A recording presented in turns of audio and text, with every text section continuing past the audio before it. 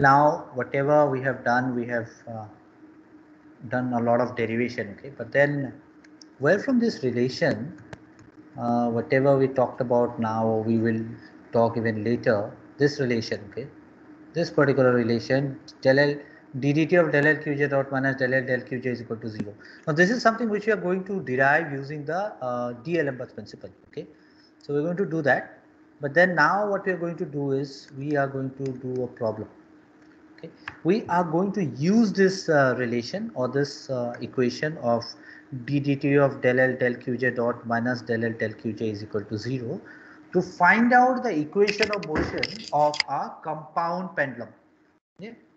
I'm going to use that to find out the equation of motion of a compound pendulum. Is so in addition to that, because what happens is a compound pendulum will have a lot of points, okay. It will basically be a mass which is larger in size, okay, and then you have to really identify its center of gravity, center of mass, in order to find out its kinetic energy, potential energy, and so on. So in general, if we just give a very general statement, we do say that compound pendulum is actually a rigid body. Okay, it's a rigid body, no doubt, capable of oscillating in a vertical plane above a fixed horizontal axis. Okay, so what will happen is you basically have a hinge and you are taking a rigid body, okay, and that particular body will keep on oscillating, and that is basically nothing but the definition of a compound pendulum. Okay, so this is a very bookish definition that we have. And if we just look into the different parts of a compound pendulum, I can just refer to this diagram. Okay, so xy is the vertical plane of oscillation. So I think all of us know what is a plane, right? So you do have the y-axis here, you have the x-axis here. So this entire thing is nothing but your xy plane.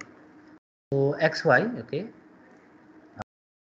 this xy is nothing but the vertical plane of oscillation, and then O is the point through which axis of rotation passes. So you have this, you have O, which is nothing but the point through which an axis of rotation passes, and then it keeps on rotating, okay, or oscillating. And then C is the center of mass. So if it is not a uniformly distributed body, then you have to use your principle of parallel axis, perpendicular axis, out what its moment of inertia is, find out where its center of mass lies, and so on. So this is the center of mass, and m is the mass of the pendulum. So if you have the mass of the pendulum, you know that the weight of the pendulum is acting downwards, so that is mg here, and then I is the moment of inertia about the axis of rotation, okay, and L is the distance, okay, OC, which is nothing but L, is nothing but the distance, okay, from the axis of rotation, okay, we have this point at which the rotation happens to the center of mass. So this particular length is nothing but small l, okay.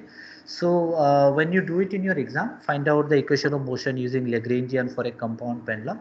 You basically have to draw this diagram and it just explain what are the different parts that are there for the okay. So what is theta? Theta is the angle through which the body is deflected. Okay. Now we actually come to the maths part. Probably whatever we have done till now, this is the easier part. Okay. I think this is more simpler to you, because whenever there is basically a rotational motion, we do have an analog. So if we say in general linear motion, kinetic energy is half mv square, right? All of us know that. So we do have this half mv square, right? Mv square. So what is my I? I is moment of inertia, and the rotational analog of moment of inertia is mass. So we have mass. What is theta and what is v? So v is nothing but the velocity, which is the linear velocity, okay. So rate of change of position, okay, but here it is nothing but the rate of change of angle. So that means theta dot square. Okay, so that means this is relevant. Okay, this is more or less analogous to the rotational motion. So I think we already know these things. Okay, let me not explain much. Then we have got the potential energy, and I'm not deriving the potential energy for a compound pendulum. I'll leave it up to you. But for your exam, you really need to derive. You just remember this. potential energy of a pendulum is minus mgl cos theta. Okay, so if we have it as minus mgl cos theta, okay, I will write the Lagrangian in this way. Okay, because we know, I've shown this to you before, that Lagrangian is L is equal to T minus V, which is half theta dot square from the value of kinetic energy, which is half theta dot square, and the potential energy is minus mg cos theta. We'll just replace it here, plus mgl cos theta. So half theta dot square plus mgl cos theta. Okay. Now the question is, you have to find out the equation of motion. Now what you do is, now this is what you have to do. Okay, now this is something which I'm not going to show you until I accidentally click the next part, which actually reveals the answer. What you have to do is this now, d dt, this is the equation of motion, right? So d dt of del L, del generalized coordinate, you have to think what is the generalized coordinate now, minus, okay, just ignore those additional lines, I think this is too much. Yes. Can I just erase that? Yeah. Okay, I'll write it in a different way then. I'll use a different technique. Okay, so d dt of del L. Okay, I hope we remember this. Del L by del generalized coordinate minus del L del generalized coordinate is equal to 0. Solve it and tell me what's the answer. Okay, but I will give you a hint here. What is the generalized coordinate now? Now till now we said that generalized coordinate is nothing but qj, okay, and then the velocity would be qj dot. So if you go back to the relation and check the Lagrange's equation, we saw that it was d dt of del L del qj dot minus del L del qj is equal to 0. So that means in this particular case, what is my qj dot? So looking in this equation, looking into this equation, can anyone tell me what is the generalized coordinate here? Which is the variation here? What is the generalized coordinate? Can anyone tell me? If you're with me for the last 3-4 classes, I think you'll be able to recognize theta dot. Exactly. Okay. So the theta dot is nothing but the generalized coordinate. We look into del L del theta dot, we can just differentiate it. And when we do del L del theta dot, we can ignore this part because this is not dependent on differentiation. So theta dot square del theta dot is 2 theta dot. 2 gets cancelled. So we have got I theta dot, right? And when we talk about del L del theta, is nothing but mgl sine theta, right? So d theta of cos theta. So we can actually plug into it this particular relation that we have, the Lagrange's equation.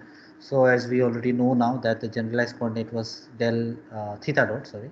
So we take this and then we just plug in the value, and then we get d dt of I theta dot plus mgl sine theta is equal to 0, right?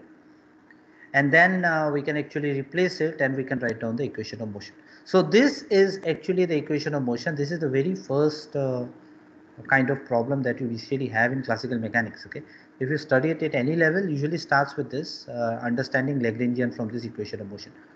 So when we take this, if the amplitude of oscillation is small, then we can say that theta dot is plus theta dot double dot plus mgl I by into theta is equal to 0, right?